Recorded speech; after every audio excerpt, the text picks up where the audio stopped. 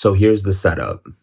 Imagine that after a chaotic and drug and alcohol fueled 12 months, you wind up in a rehab hallway, and as a single child, you are hugging your single parent mother, and you look into her eyes and notice that they are filming over, and she's ready to just implode, really. And all you say is, "Don't." And she replies, "I won't." And you finish hugging her. She walks down the hallway, around the corner, and out of sight. And you know that once she gets into that car in the parking lot, she is just going to bawl her eyes out.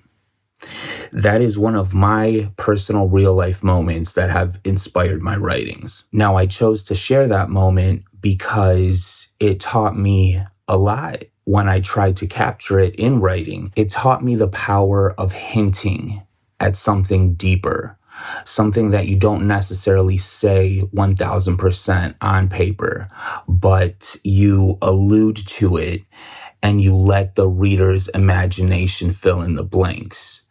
And as another example of that, let's go to one of my favorite short stories, which is Berenice by Edgar Allan Poe. And in that story, the protagonist becomes obsessed with his wife's teeth. And you know where it's going to be going the whole time, but Poe never actually goes into the act itself. He alludes to it throughout the story, but he lets the reader do the heavy lifting themselves, which is the hard part anyway, because a person's imagination will always produce more vivid results. So that was one of my real life moments that inspired my writings. And it basically just, in a nutshell, taught me about all that's left unsaid. But I won't leave this video hanging on a sad note. Let's go a few years later down the line, and I eventually move out into my dream city of Chicago. And within the first week of moving there, I am laying in my bed at night, ready to fall asleep, and I hear all of these distant sirens within the city right out beyond my studio window. And I captured that moment in writing, but I didn't have any actual words that I spoke. There was no dialogue.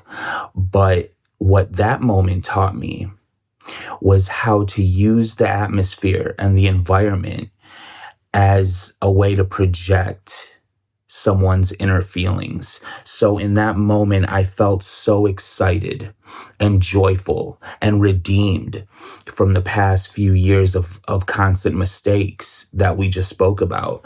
And really, it also taught me about writing inner dialogue and just what I was feeling in that moment. You know, laying there, looking out beyond the window and just thinking of all the potential adventures that I'll have in Chicago in these next few years of living there. So that's what that moment really taught me. It was just how to produce emotions through environmental writing. A third moment, and the final one we're going to speak on, is about making the ordinary extraordinary. I can count my very closest friends on one hand. And while I'm always hanging out with one or two of them, it's very rare that I can get all of us together in a room at the same time. But I was able to do that one night a few years ago in a very rundown bar in Detroit.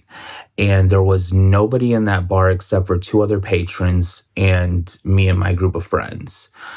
And we just had the most fun night that you could imagine. Not even necessarily because we were in a bar setting, but just because we were finally together and just enjoying each other's company. But the point I want to make with this story is that capturing that night into words really taught me how to magnify the mundane details to show how truly special they are. So the things that we take for granted in day-to-day situations, I noticed how special they were that night. Everything felt so great because I was finally able to enjoy everyone's presence at the same time. And an example that someone may consider mundane is that throughout the night, we were taking pictures left and right, but someone was always behind the camera. So we were finally able to take one group photo with someone else taking our picture. And in that moment, Frank Sinatra starts playing through the speakers.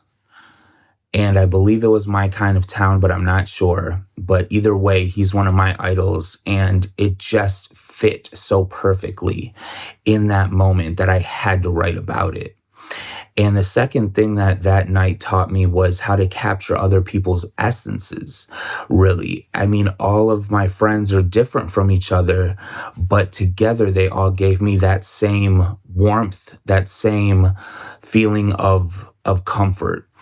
But it also taught me how to separate and how to give each person or character in whatever story we're talking about their own individual aspects of what made you feel the way you felt. So whether it was the way Megan's hair looked, or the fact that Masi had a brand new ironed out button-up shirt, or even that Steve was able to come out and meet us and just be part of the celebration itself, I just knew how special that moment was with all of those different people in the same room.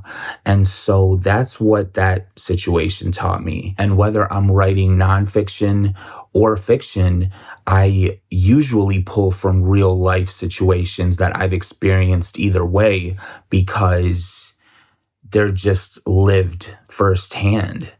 And I know those emotions. I felt them. And I can then use that to write the story accurately and with honesty.